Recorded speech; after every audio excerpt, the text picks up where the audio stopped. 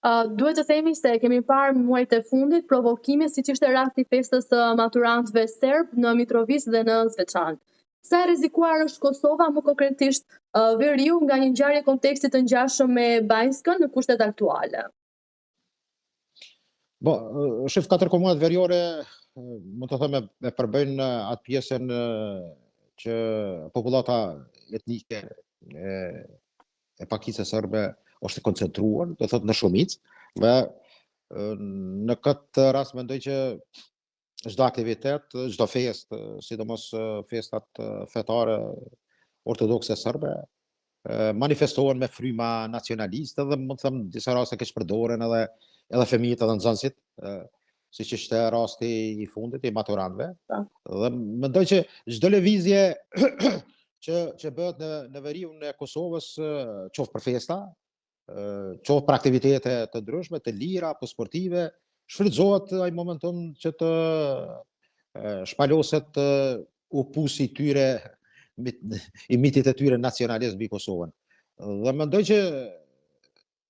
ju përmend rastin e Banjskës, të shtatorit 2023, i cili kaloi gjurmë, mund të them që paraqet edhe komplet atë që hyn opusin e asaj që ka të bëjë me sigurinë dhe rendin në pjesën veriore, sepse aktiviteti, mund të them, i grupeve të tilla, sidomos si Radojqiqi, që ka një fuqi në Serbi dhe ka, mund të them, edhe efektiva, të cilat janë afërtina dhe mundën në të ardhmen të planifikojnë edhe aksionet e tjera, sepse ky rrymë kufitar do thotë Kosova ka zona afër dikon një vijë kufitare për mbi 300 kilometra, 340 kilometra me Republikën e Serbisë. Do thotë në këtë vijë kaq këtë hapësirë, do thotë të vijës së gjatë të kufirit, mund të keq përdoret jo vetëm për kontrabandë, por edhe për qëllime destruktive edhe efekte terroriste të organizimit të këtyre grupeve që vijnë nga Serbia. Dhe në këtë drejtim mendoj që pjesa veriore është pikë ende nxehtë që ka depërtime të mira, do thot aspekte pozitive rreth sigurisë dhe lëvizjes krahasuar me periudhat e pahershme. Do thot sot njerëzisht mund të shkojnë në këtë pjesë, mund të qarkullojnë, mund të kalojnë përmes kësaj pjese për të qarkulluar qoftë nacionaliteti serb, por kuptohet edhe shqiptarët qarkullojnë lirshëm, dhe mendoj që por fokusi është që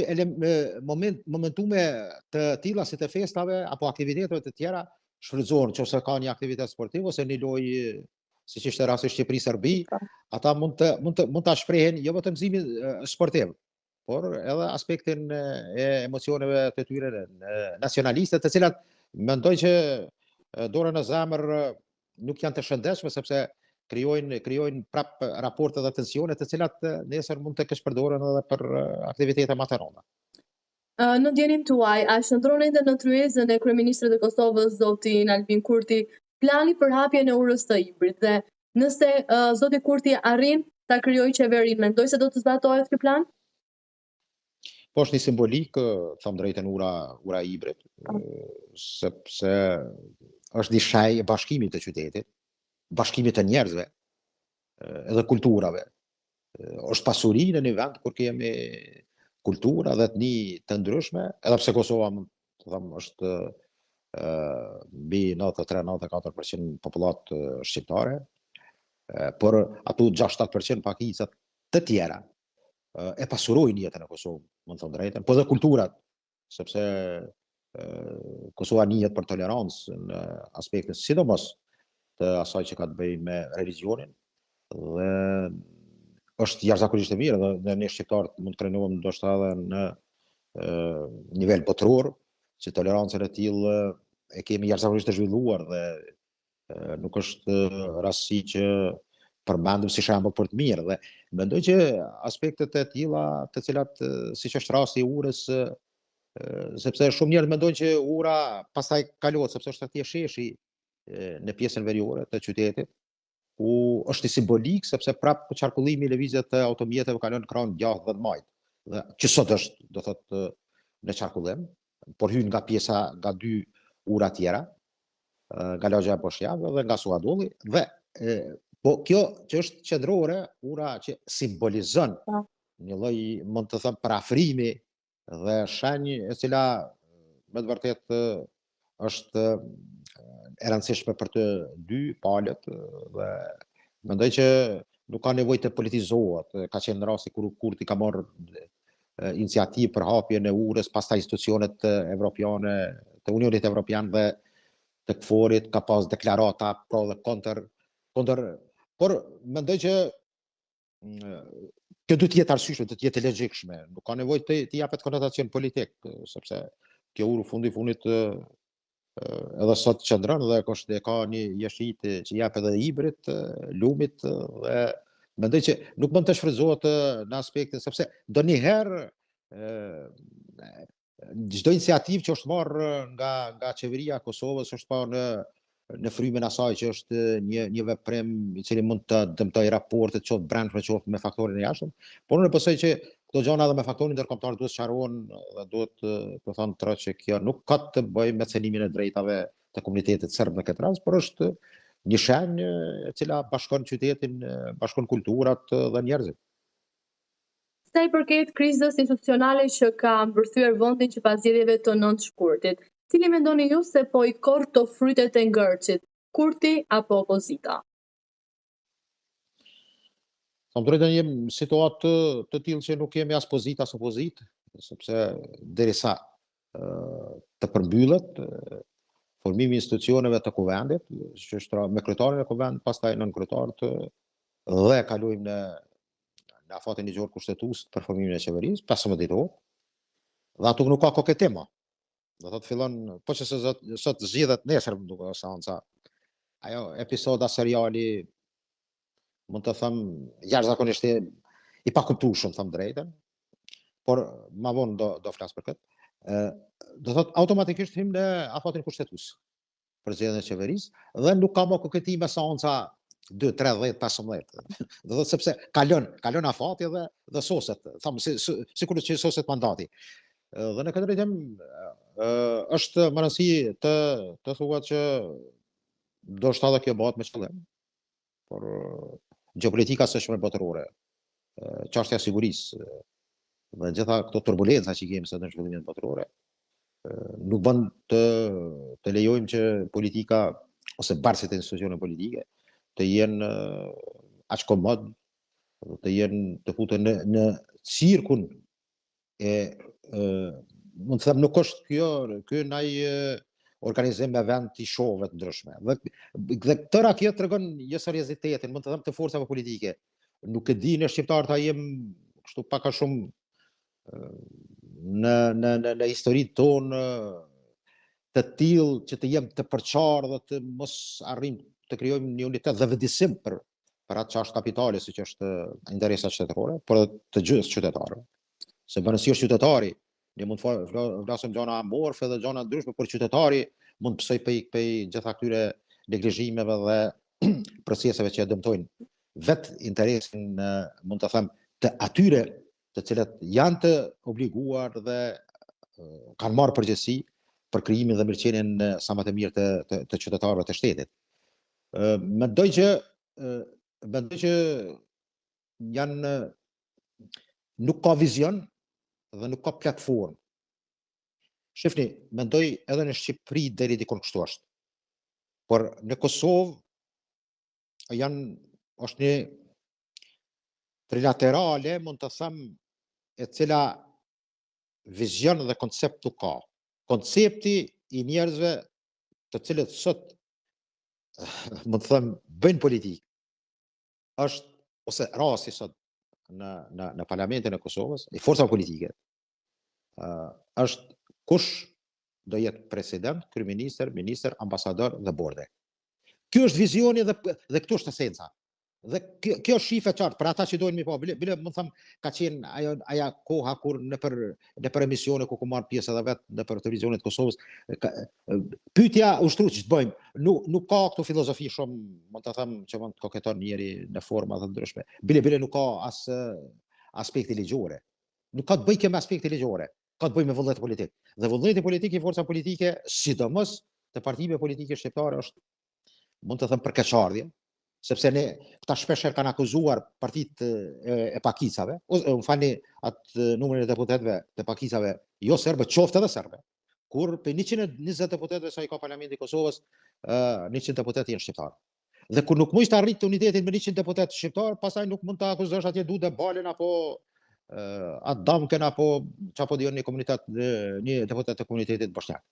apo turk apo rob. Dhe këtu mendoj që nga kjo rrjedh përfundimi është logjike, që është një luftë, mund të them, për atë se ku e kam vendin unë. Dhe kur të kalojmë në këtë sfond, në këtë sfidë, u falni, të kapaciteteve të tyre që është e nevojshme për interesin e shtetit, atëherë mund të them jemi për gjëna. Po, kandidatimin e Albulena Haxhiut si e vlerësoni dhe pse ajo po refuzohet vazhdimisht? Duket se është e qëllimshme. E qëllimshme është kandidimi dhe mos heqja dorë e partisë fituese, vetëvendosës, lëvizjes vetëvendose, por e qëllimshme është edhe pjesa e opozitës, e 3 partive tjera, sidomos 2 partive që kanë numër më të madh, PDK-s dhe LDK-s, AK-s me 5 deputet, dhe nisma e cila e fatmirëlimës, e cila 3 deputet tenton të krijojë një farë balansi dhe për interesat, mund të them, partijake të tij. Ai tenton që koalicionin për këtë moment ka qenë më afër, ka qenë bisedime me Kurtin dhe lëvizjen vetëvendosje. Mund të them që zonja Haxhiu nuk paraqet ndonjë problematik, mund të them, si emër dhe si strukturë gjinore. Është, mund të them, rrjedh nga një familje që ka dhënë një kontribut në tërë çështjet dhe proceset që ka kalu Kosova,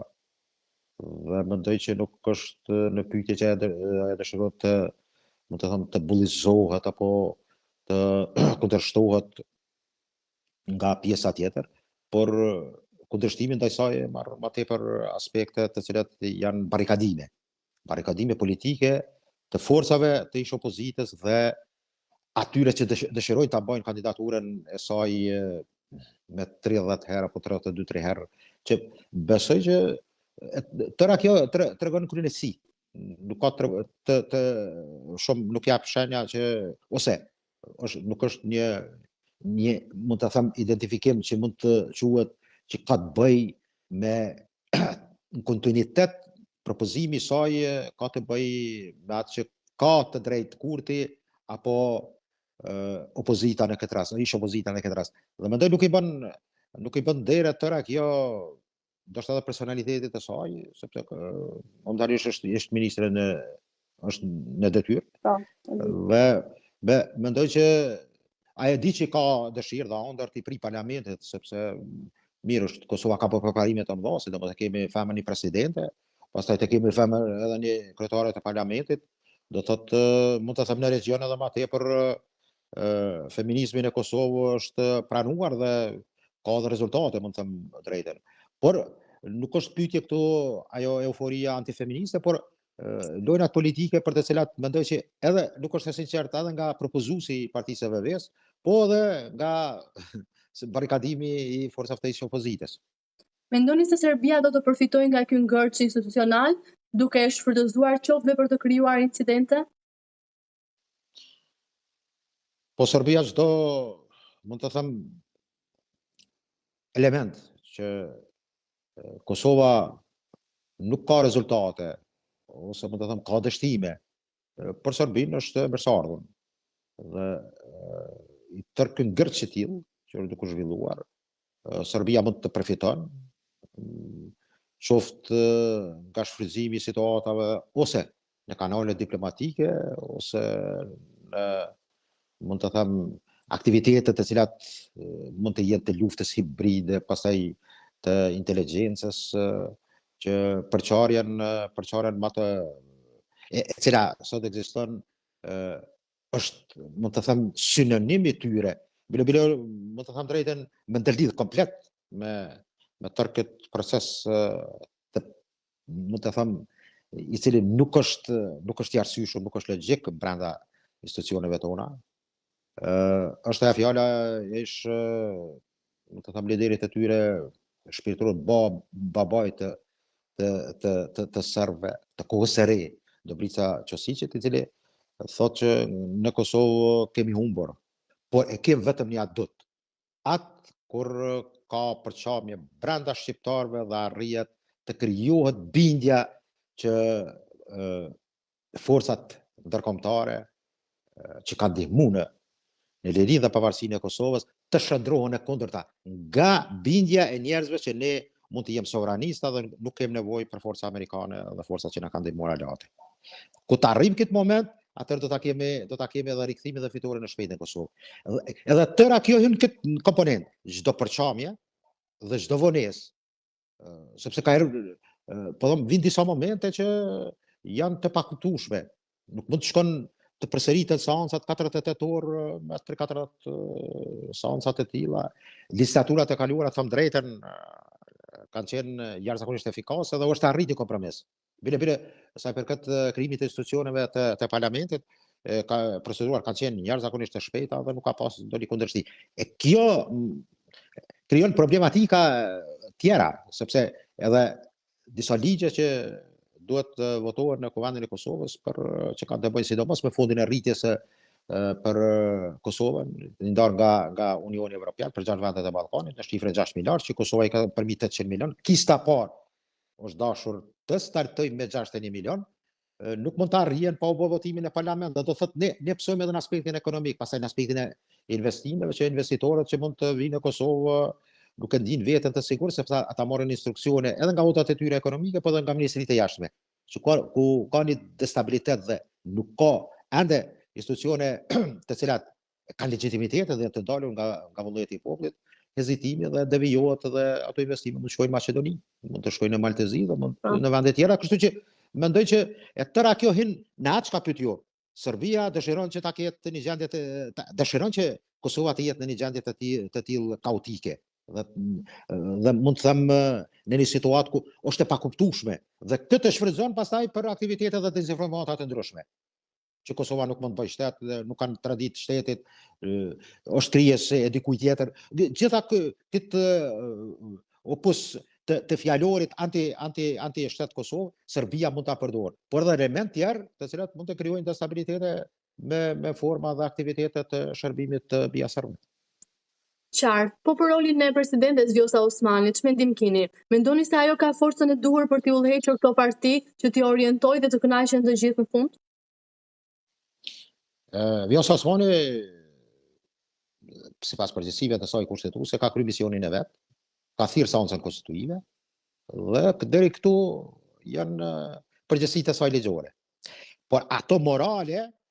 mund të jenë të thirrët një seancë, bile duket ka po tentativë, të ka shpreh dëshirë që të takoj partitë parlamentare të më herët për rastin e bllokimit të tillë dhe ngërçit të tillë. Por mund të them drejtën, është e limituar ajo baza ligjore që mund të ndërhyjë që këtë mund ta bëj ose ta bëjnë, mund ta them, një lloj pyetje dhe ankimimi në gjykatën kushtetuese. Meqense edhe deputet kanë drejt të bëjnë kërkojnë sharrim nga gjykata kushtetuese, meqense në vitin 2014 kushtetuesja ka dhënë një komentar për tëra ato procedurat që në çdo rast partisë së parë I takon kryetari I parlamentit. Ka qenë ai ngërçi I atëri vlanit, mund të them, me PDK-n dhe por nuk ka më çdo detaj, çdo normë juridike të fut në raste të tilla se a duhet të kemi, se tash vetë vendosja ose partia që ka dalë fituese ka bërë një ankimim që mund të shkojë edhe deri në 60 ditë për atë se a mund të kemi votim të fshehtë apo të hapur. Dhe në këtë drejtim aspektet ligjore të presidentes kanë qenë deri këtu. Presidentja ka arritë dhe ka bërë një konsultë javën e kaluar me partitë parlamentare për caktimin e zgjedhjeve lokale që janë afati kushtetues, do thotë I tyre është në tetor, dhe që përfundon katërvjeçari I kryetarëve të komunave dhe asamblezëve dhe tentohet ndoshta këtu është edhe ai gërçi që mund të kemi zgjedhje të përbashkëta lokale dhe parlamentare. Por ajo çka është më rëndësi, thëmë, presidenti Osmani në aktivitetin diplomatik ka luajtur një rol, ka pas disa vizita të rëndësishme dhe mund të them që është një zë që në institucionin e presidentit ose përgjithësitë të institucioneve të Kosovës ka kontakte, mund të them, jashtëzakonisht të mira me faktorit ndërkombëtar, vizitat e saj qoftë në Vatikan, qoftë në pjesën perëndim lindje, edhe në Indonezi dhe Borneo, dhe aktivitetet e saj diplomatike, mund të them drejtën, në takimin e forumin diplomacisë që u bajt në Antali të Turqisë, dhe të gjitha këto mendoj që ka një farë boshllëqe ka zavendësuar, por kompetencat e saj janë ato që janë dhe nuk mund të krijoj, mund të them, ka fuqi efektive për të kërkuar që e keni një afat ose shpërndaj parlamentin. Këtë nuk e ka mundësi ta bëj presidenti. Këtu dua të ndalem pak, sepse është përfolur në media që zonja Osmani mund të jetë më aktive në politikë duke krijuar një parti të re përpos LDK-s dhe guxon. Si mendoni ju, si do e ndikonte nëse do vinte në një parti të re, klimën politike në Kosovë? Mendoni se do kishte një përkrahje shumë të madhe nga populli kosovar zonja Osmani? Kjo është sepse mandati i saj është deri në prill. Po. Jemi saktë datë, por vit 2026, do thotë tani kemi hyrë në atë fazën po konsumohet mandati i saj 5 vjeçar.